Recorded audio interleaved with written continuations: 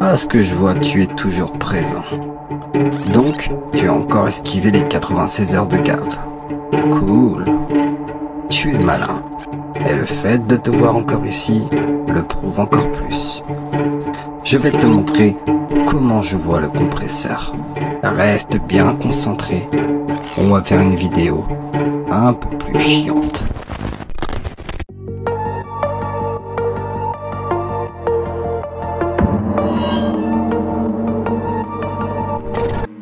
Première chose, à quoi sert un compresseur? T'attends pas à une réponse mathématicienne. Je vais être plus simple. En gros, ça sert à gérer la différence entre les sons les plus faibles et les sons les plus forts. Pour faire simple, que tout le monde se ressemble. Un signal faible, il va le monter. Un signal fort, il va le contrôler. Et tout le monde aura la même gueule. Capiche? Deuxième chose, les points les plus importants à retenir sur un compresseur. La première, le ratio. Ok, c'est quoi le ratio? Simple, c'est la quantité de compression que tu vas vouloir appliquer. Plus le ratio est faible, moins tu vas agir sur le signal. Et donc, si le ratio est élevé, forcément, la compression sera plus importante. C'est la première chose à régler. Et te fie pas à tout ce que tu peux voir et entendre sur les réseaux.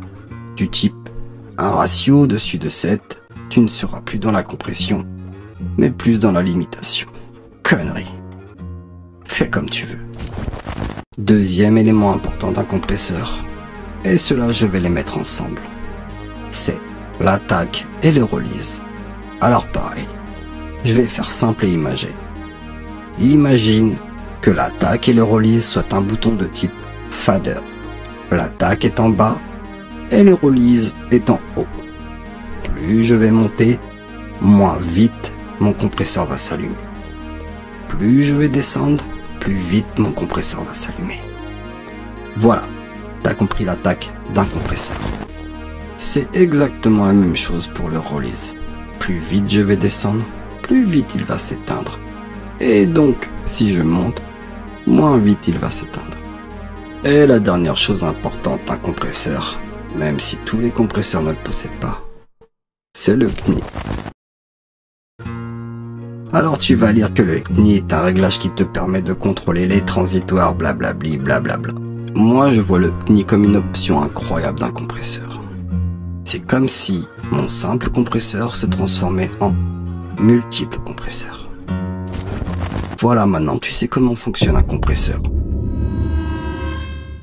Il y a plusieurs types de compresseurs. Il y a les VCA qui compressent de manière douce, surtout utilisés dans les bus master. Les compresseurs FET, conçus pour émuler des sons souvent utilisés sur les drums. Les compresseurs optiques, compresseurs avec des temps d'attaque beaucoup plus lents, souvent utilisés pour les voix basses. Maintenant tu connais les différents compresseurs, est-ce qu'on s'en branlerait pas un peu? Je m'explique.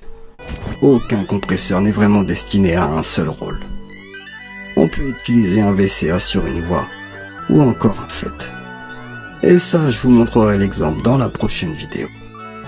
Avant, tu vas devoir passer la vidéo suivante, qui sera destinée à l'EQ. Rappelle-toi que c'est chez Heisenberg que tu auras les meilleures infos.